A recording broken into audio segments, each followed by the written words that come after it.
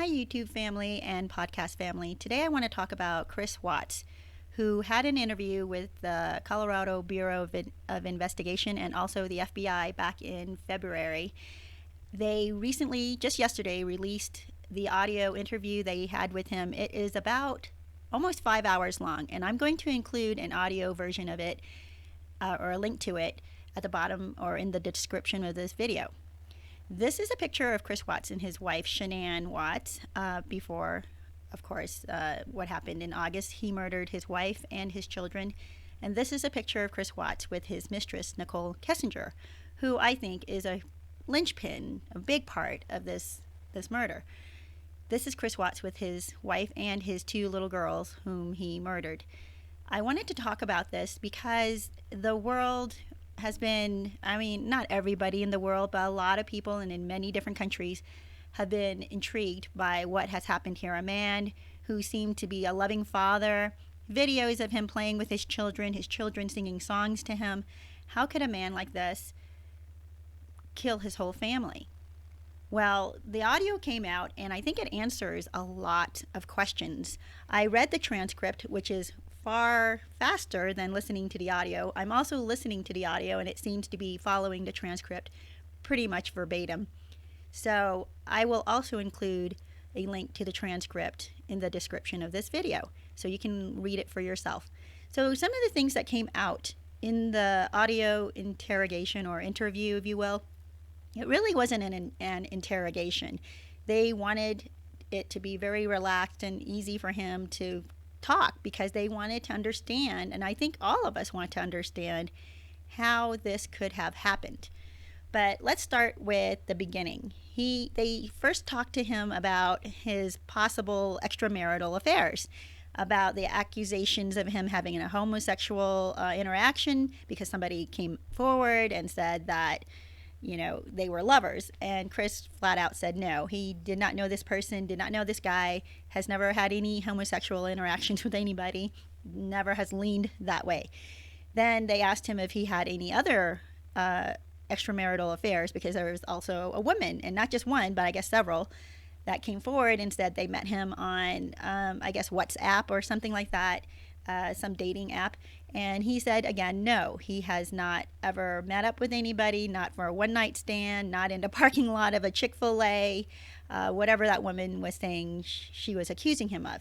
So then they focused on Nicole Kessinger, and she is the only one that he says he had ever had an affair with outside of his marriage, of course, right, while he was married.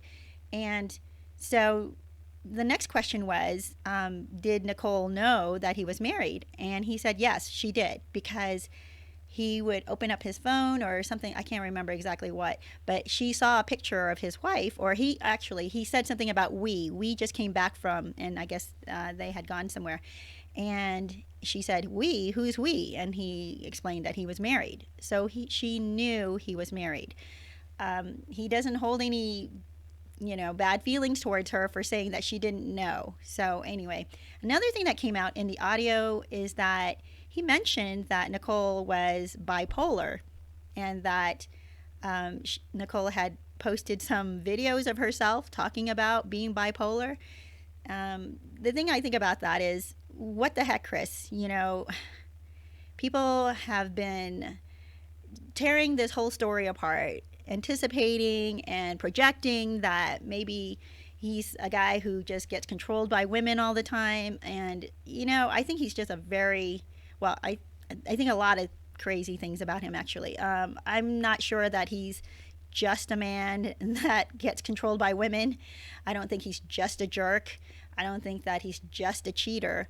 In order to kill his entire family over a period of hours. This is not something that was a moment of passion that passes within, a few minutes, and you're like, what did I do? Okay, so he goes on to talk about how he murdered his wife. He said that he felt her come into the bed around 2:30 in the morning. So he was already asleep, the kids were asleep, and she came in, laid next to him, touched him, and they ended up having intercourse. So that, to me, was absolutely insane that they had intercourse, even though he was in love with Kessinger. Here's another thing in the audio interview, or what we get from the audio and the transcript, that I thought was kind of, I don't know, it's kind of a red flag for me, because a lot of psychopaths will say one thing and then contradict themselves. So he said that, throughout the audio, he talks about how real this love is he was feeling for Nicole, and he even told Shanann later after they had intercourse, and I'll get into that a little bit, that so they fell asleep after they had intercourse, and then the next morning he says he wakes up and he tells, I don't know why, that's why it doesn't make sense. If you listen to the audio and you read the transcript, you kind of see like there's some inconsistencies here. He straddled Shanann sitting on her waist, so on top of the baby Nico. She was pregnant with a little boy, and she says, "Get off of me because you're hurting the baby." And at first he says she thought he wanted to have sex again, but at this point they're arguing because he's telling her that and this is where it kind of gets weird in the transcript. He says he's asking her, "Can we move to another town? Can we just get out of here?" And she says no, or something like that. But then he says, "I don't think our marriage is going to work." It's like, well, wait, I don't understand. Why do you want to, you just told us that you wanted your whole family to relocate and maybe get away from your mistress. And then the next thing you're telling us is you're telling your wife, "I don't think this marriage is going to work." So, and meanwhile, you're straddling her. You're sitting on top of her. And he says he was sat on her for about 20 minutes, which doesn't make sense to me. Like, that's a long time to be sitting on top of a pregnant woman's belly. This is not like, oh, we're having this conversation. No, they had an altercation. Chris Watts actually referred to this altercation in his first interview with a local news channel the very next morning. He said they had some kind of a disagreement, but apparently it was this altercation he was referring to, where something must have been said that triggered him, or he was already going crazy while he was straddling her. We will never know, because he acts as if she was passively laying there while he straddled her pregnant belly for 20 minutes. However, knowing what we know about her, the people who've talked about her know her knew that she would not have put up with that. However, he doesn't explain what was happening while he was straddling her, other than at some point he got angry and he loses his mind and he starts to strangle her. And he says she never fought back. And I'm not sure if autopsy reports came back or not to show if she had markings on her arms or not, but there's some suggestion in the transcript that maybe he had his knees on her arms and that's why she didn't fight back. He says he was unaware if he had his knees on her arms, but he said that she didn't fight back, and he strangled her, and he did not cover her face so she could see what he was doing. Then after that, his oldest daughter, Bella, came in. She's 4, I believe.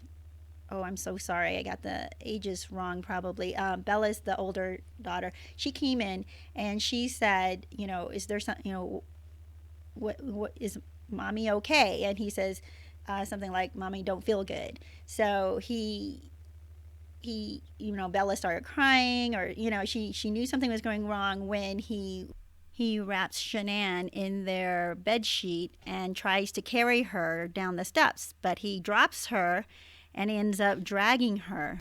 So Bella's crying, following him down the steps, seeing how he's dragging her mother down the steps.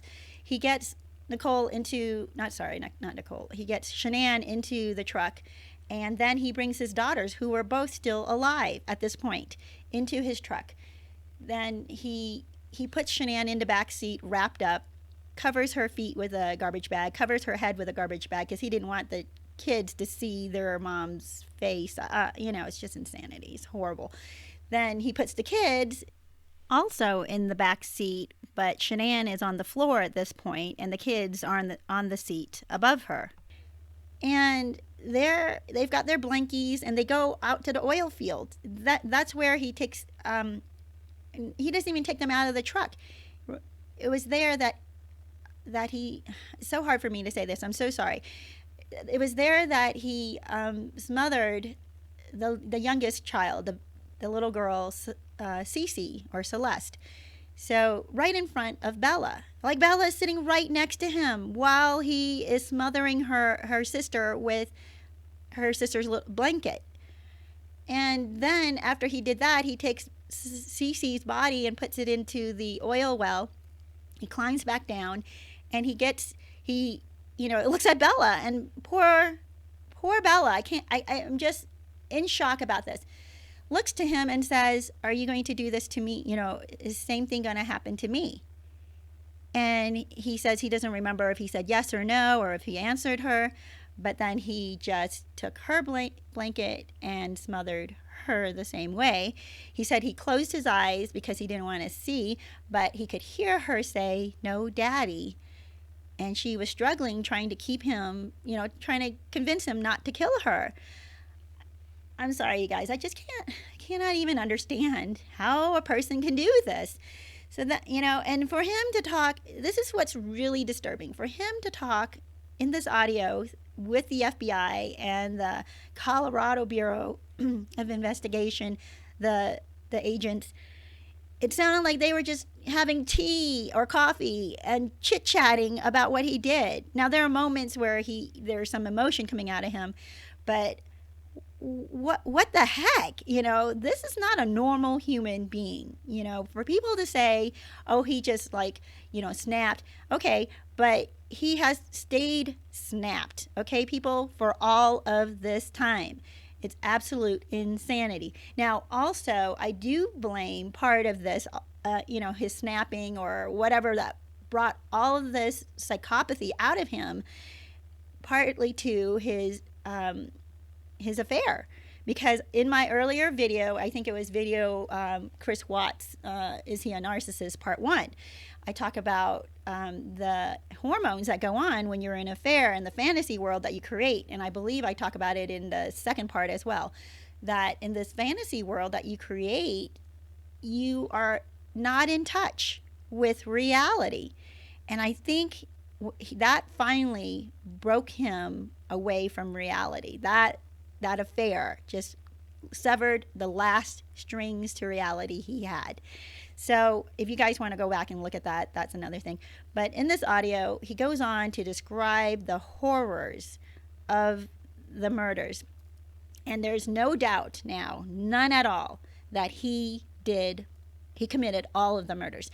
The reason I have stayed silent all of this time is because so many people have gotten online, conjectured about, oh, they believe Shanann killed the children because he said that, and look at how controlling she was in the videos. And you know what? I'm not going to dissect a marriage. We don't understand the workings of a marriage. And in fact, in the audio, he continually said how much he loved Shanann, how much, what a good mom she was, what a giving person she was. He talked about, that really he didn't even know he had anything to complain about until he had the affair. And he did talk about, and this is where I say, with psychopaths, they contradict themselves when they talk. So then he talks about how he could be himself with Nicole, but then at the same time, he's in love with his wife, but then he's not in love with his wife. He could not make up his mind throughout the transcript. I was reading, that's what it would appear to me. Then he goes on to describe how he felt when they read to him the autopsy, I guess, report to him and said that Bella had cuts on her tongue. And he said he wanted to smash his head against a wall because he was so upset that he made her suffer. That's psychotic because he's so concerned about her biting her tongue, and yet he created an incredible nightmare for her that entire night, having witnessed the end of what he did to her mother, seeing him take Shanann down the stairs, seeing him destroy her sister right next to her, and he is concerned about her biting her tongue while he was killing her. That's what he wanted to smash his head against a wall for. That's how they minimize the major things that happened. all of this that you did was monstrous. It was horrid. And I remember when he first got into jail, one of his first comments that had leaked out was, "I'm not a monster." And I've been reading about serial killers, and they will say things like, "I'm not a serial killer." And the interviewer will tell them, "Well, you killed serially." And they would say, "Yeah, well, that's just semantics, but I'm not a serial killer." you know, the right brain and left brain do not work together. They are so disconnected or so jumbled that psychopaths can't, they contradict themselves continually.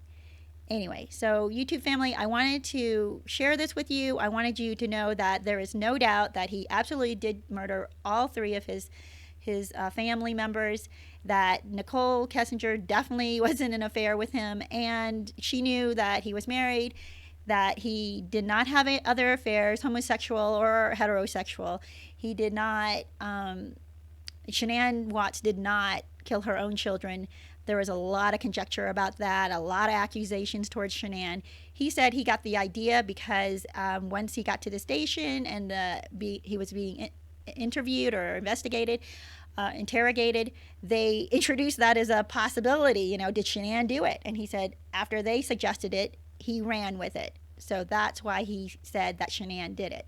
So YouTube family and podcast family, I just wanted to give you some of the details that came out that cleared up a lot of things that people were arguing about and disagreeing about. I wanted to bring that up right now. So I hope that helped.